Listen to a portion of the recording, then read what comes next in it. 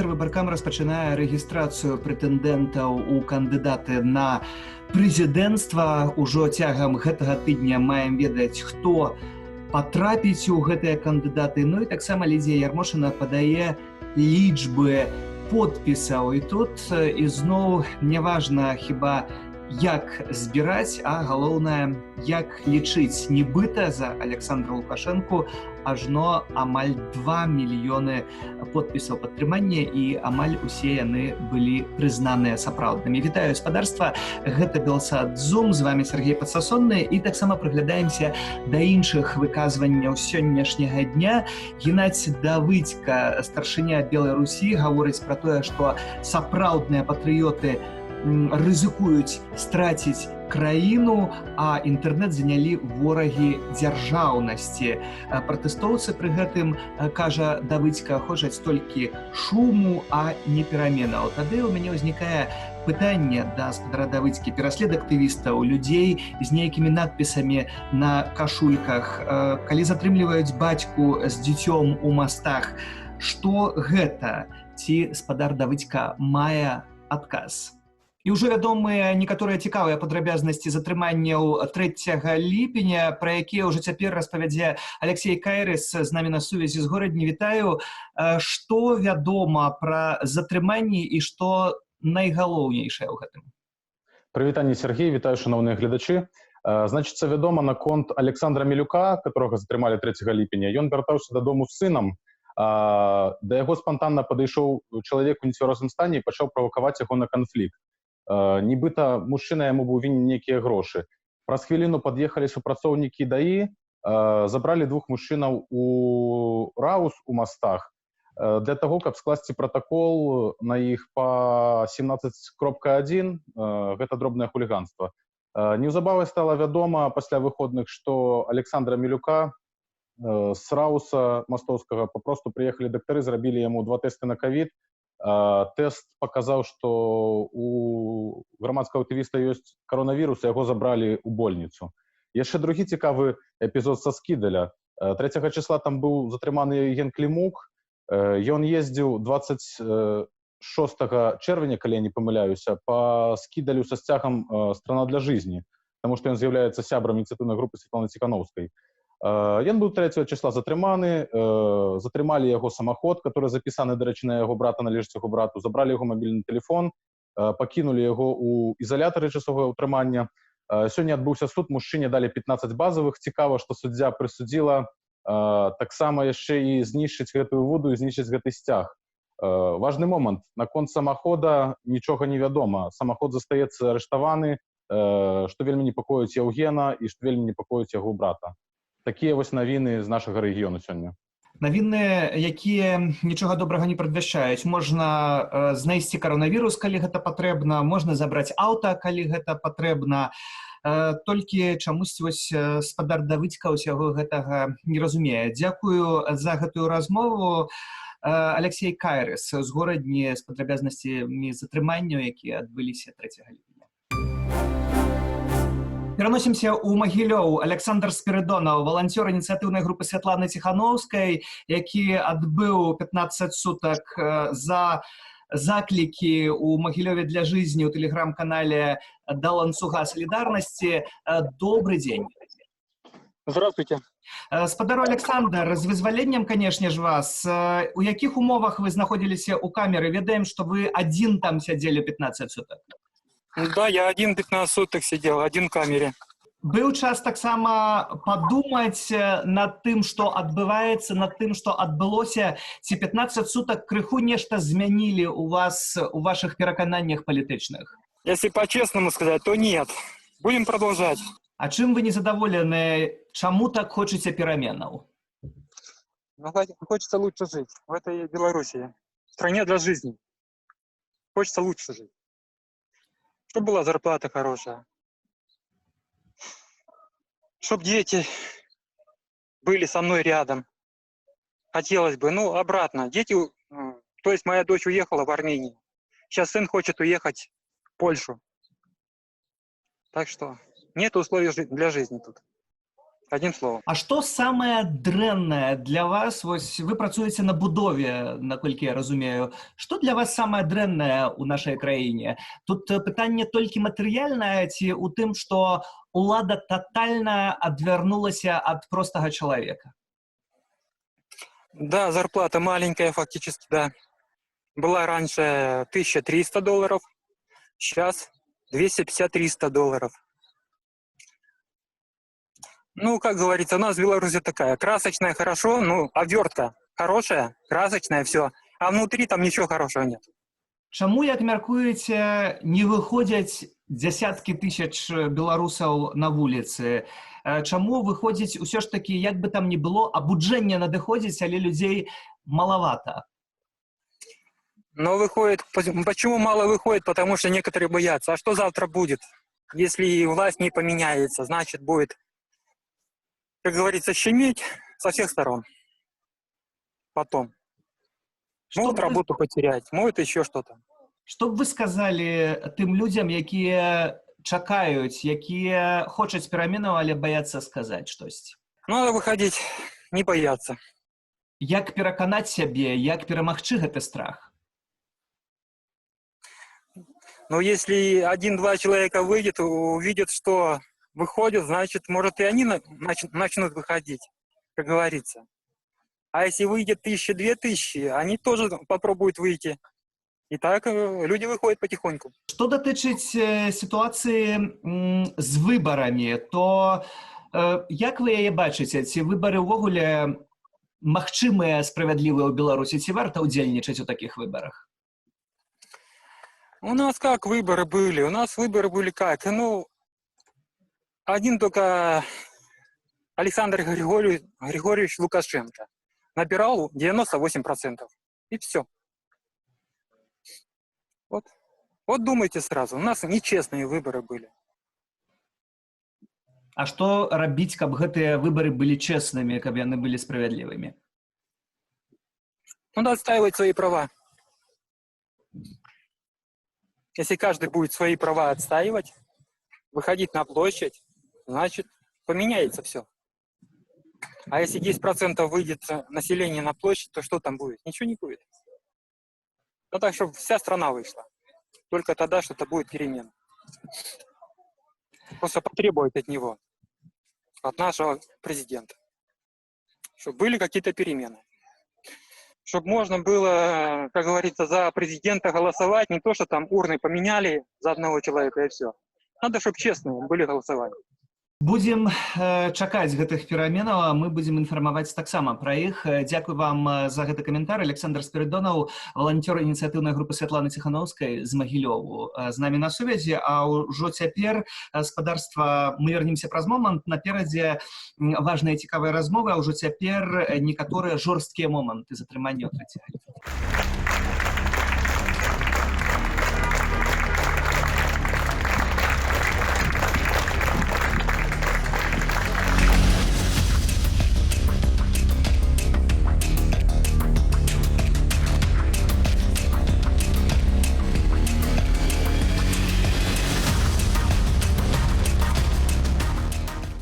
З намі на сувязі старшыня беларускага хельсінскага камітэту Олег Гулак. Добры дзень.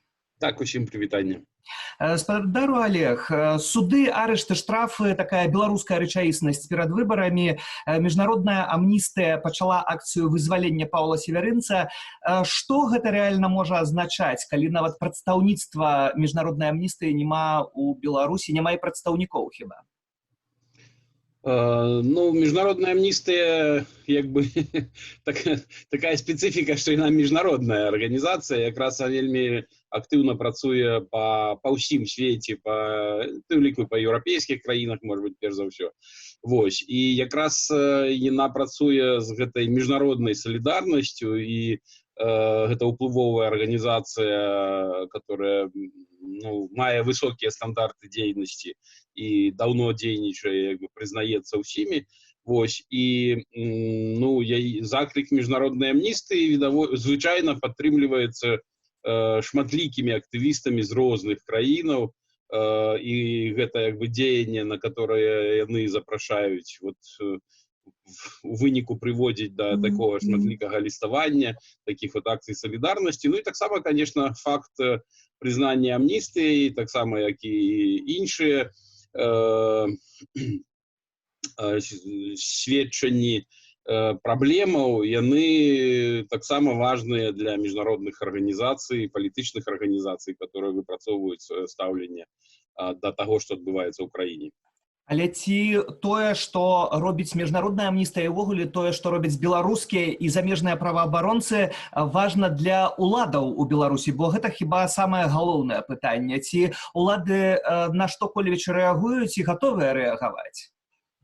Ну, разумееце, беларускія ўлады і Беларусь пры ўсёй сваёй аўтаномнасці і, можа быць, не такой вялікай інтэграванасці ў сусветныя працэсы, як больш адкрытыя краіны. Вось, але тым не менш, ўсё ж такі Беларусь мае адкрытую эканоміку і, ну, калі вы паглядзіце, напрыклад, шмат якія паказчыкі, пра которые гавораць звычайна ўлады, дзяржава, яны непасрэдна звязаны з працэсамі такімі глобальнымі, сусветнымі. Гэта і ў эканоміцы, у турызме, у стасунках, у віншаваннях да Дня перамогі ці нейкіх дзяржаўных святаў іншых. Разумееце? Таму уплыў міжнародны, ацэнка міжнародная і нацыянальная, і міжнародная, но яна, безумоўна, важная для дзяржавы, можа быць, не так это непасрэдна спрацоўвае, як хацелася, вось, але, безумоўна, гэта будзе пачута і у нейкі момант нейкім чынам спрацуе. Мы зараз не можам прадказваць, у які момант і якім чынам, але то, што ўплыў гэты не будзе не заўважаны, то, на маю думку, дакладна. Ці ўлады ў Беларусі не разумеюць толькі мову сілы, і ці гэта павінны быць з захаду міжнародных арганізацый не толькі словы і непакоі, але і кардынальныя крокі тыпу санкцыяў адразу? Ну, ведаеце, міжнародная амністыя, так як і беларускія нацыянальныя праваабаронцы, не ўводзяць санкцыі, гэта не наша прерагатыва, не нашы інструменты. Вось, і гэта ўжо палітычныя пытанні палітычных рашэнняў, і што, якім чынам думаюць уплываць на эту сітуацыю і рэагаваць на эту сітуацыю тыя ж самыя, ну, хто звычайна ў нас уводзіў санкцыі, это краіны Еўразвяза, Злучаныя Штаты. Вось, гэта пытанне больш складанае і больш шмат як бы узроўневае і шматграннае, так? Вось, але у праваабаронцаў не такі вялікі набор інструментаў для ўплыва на сітуацыю. Вось, назваць рэчы сваімі імёнамі, прыцягнуць увагу да таго, што гэта ўжо не проста разовыя там праблемы, а менавіта сістэмныя і такія сур'ёзныя, што заслугоўваюць менавіта палітычных, гэта адзначэнне гэтых палітычных зняволеных узнікаў, вязняў сумлення. Вось, гэта як бы кожны робіць сваю справу. А далей падзеі будуць разгортвацца таксама залежна ад таго, як доўга гэта працягнецца, да якіх узроўняў, да якой глыбіні гэтыя рэпрэсіі могуць дайсці.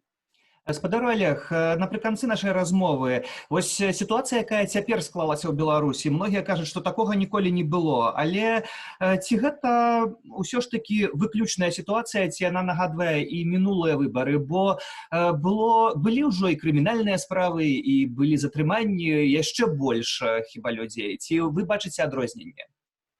Я думаю, што тут і тое можна, і тое будзе праўдай. Такога ніколі не было, каб падчас, ну, можна сказаць, яшчэ на пачатку выбарчай кампаніі ўжо былі арыштаваны адны з найбольш яркіх гульцоў гэтай кампаніі, так? Каб ужо атрымліваліся на гэтым этапе крымінальныя справы. Гэтага раней не было. Але, з іншага боку, гэта пытанне такое, хутчэй, нюансаў, бо сістэмна такое мы бачым там з пачатку 2000-х, у залежнасці ад палітычнага моманту крыху больш альбо крыху менш. З іншага боку, зараз прыйшла група, як бы ўжо вырасла частка грамадства, которая не памятае, там, не бачыла гэтага пачатку 2000-х. І самае галоўнае, што раней людзі гэтым не цікавіліся. Дзякую вам за гэтую размову. Старшыня беларускага хельсінскага камітэту Олег Гулак маім і спадарства госцем. А мы выходзім на вуліцы і пытаемся, ці ўвогуле тыя, каго зарэгіструюць у кандыдаты, павінны ўдзельнічаць у такіх выбарах, ці лепш за ўсё зняць свае кандыдатуры. Ну, у каждого человека есть такое право, каждый человек для себя может решить, но я считаю, что должны пробовать идти до конца. Мы уже привыкли просто к Лукашенко, но хочется... А вдруг кто-то будет более молодой, ну, в том плане более видящий дальше и улучшая экономику нашу. Я считаю, что снятся, потому что Лукашенко самый лучший, на мой взгляд. Ну, до конца, наверное. Не должны идти до конца. В любом случае, потому что это президентские выборы не могут проходить без... Ну, не могут проходить с одним кандидатом. Это не то тогда. Это тогда не президентские выборы, это выборы тогда короля, грубо говоря. Что нужно, как Николаю II, уйти красиво, достойно. Потому что страна должна смотреть в будущее. И наше будущее только за молодежью. Возможно, это будет очень тяжело, но все равно надо пытаться что-то поменять. На сувязі Александр Класкоўскі, вядомы палітычны аглядальнік. Добрый дзень. Вітаю вас. Спадар Александр, няўжо Лукашэнку самому не цікава удзельнічаць з сапраўднымі кандыдатамі ў выбарах, а гуляцца са спойлерамі? Я думаю, цяпер ён пакутліва разважае, якім чынам сфармаваць выбарчы бюлетень, таму што зразумела, хто гэта дэ-факта вырашае. З аднаго боку, сапраўды, ён прывык сябе маляваць такім харызматычным лідарам, такім бясстрашным правадыром, якога ніхто не нахіліць, які нікога не баіцца. І тут раптам, калі высветліцца, што ён просто паставіў падножкі сваім асноўным сапернікам і пакінуў у бюлетэні толькі самых бяспечных, слабейшых, то, канешне, гэта будзе працаваць супраць ягонага вось гэтага іміджу такога крутога, моцнага лідара. Ён хацеў бы паказаць, ну, хаця б нейкую такую бачнасць сапраўды барацьбы спаборніцтва. Але разам з тым мы ж бачым, што менавіта цяперашняя выбарчая кампанія надта ўжо неспрыяльна складваецца для Лукашэнкі. Відавочна, што і ўзровень даверу ніжэйшы, чым звычайна, і, магчыма, вельмі нізкі, на жаль, паколькі разгромлена незалежная сацыялогія, болей дакладна мы не можам меркаваць, але наверсе гэтыя лічбы ведаюць і, магчыма, нервуецца высокае кіраўніцтва менавіта таму, што гэтыя лічбы зусім не зайздросныя. І вось плюс яшчэ, калі улічыць, што нечакана, як чэрці з табакеркі павыскоквалі вось гэтыя палітычныя праціўнікі, моцныя, новыя, не старая гэта маргіналізаваная апазіцыя, а зусім свежыя фігуры, якія тут учинілі нават той феномен, які назвалі падпісной рэвалюцыяй. То вось, я думаю, у гэтай сітуацыі для Лукашэнкі ўсё ж такі можа пераважыць жаданне не рызыкаваць. І таму мы можам убачыць у бюлетэні толькі шэраг тых фігур, якіх аглядальнікі прывыклі называць спарринг-партнёрамі ці спойлерамі.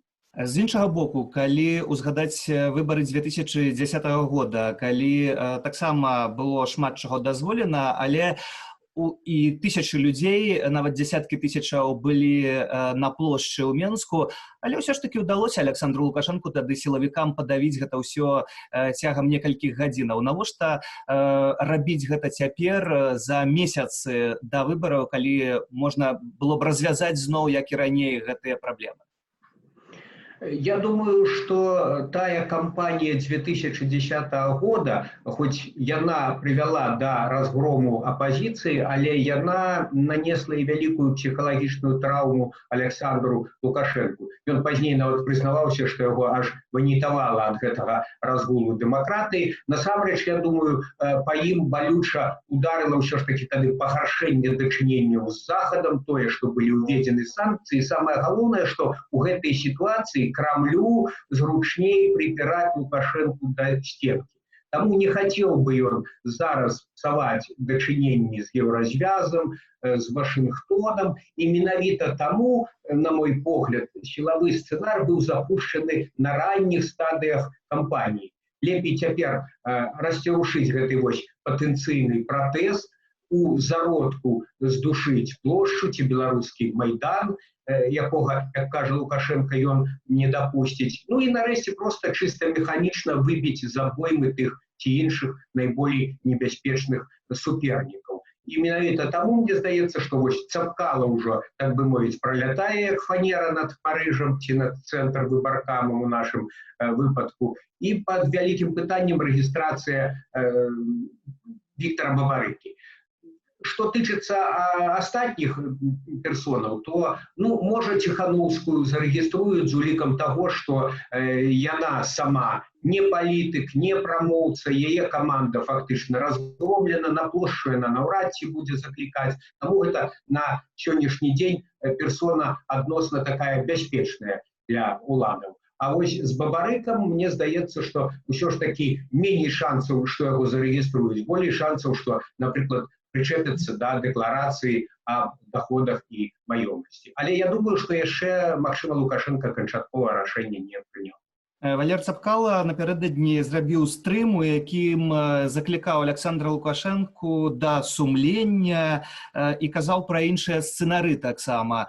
Ці гэтыя словы ўвогуле Александр Лукашенко ўспрымае сур'ёзна?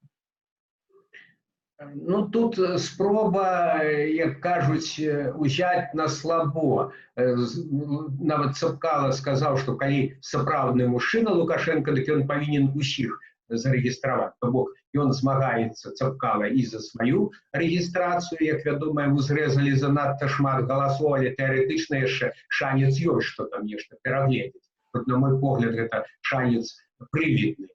Я думаю, что так, гэта спроба зачапіць такія вось амбіцыйныя нейкія струны ў душы Лукашэнкі, і калі гэта была нейкая іншая, ранейшая сітуацыя, то можа бы Лукашенко на гэта і адгукнуўся. Нават цяпер мы бачым, што раптам ён прыязджае ў верасці, ідзе ў натоўп апазіцыянераў і у маладосці пачынае там нейкую дыскусію. Але ўжо і напал дыскусіі не той, адчуваецца, што Лукашенко ўжо за шмат гадоў страціў, напэўна, вось ранейшыя гэтыя свае прамоўніцкія, дыскусійныя, палемічныя якасці, за кошт якіх, дарэчы, ён у свой час і раскруціўся з дэпутатам і стаў кандыдатам на выбарах 94-го года.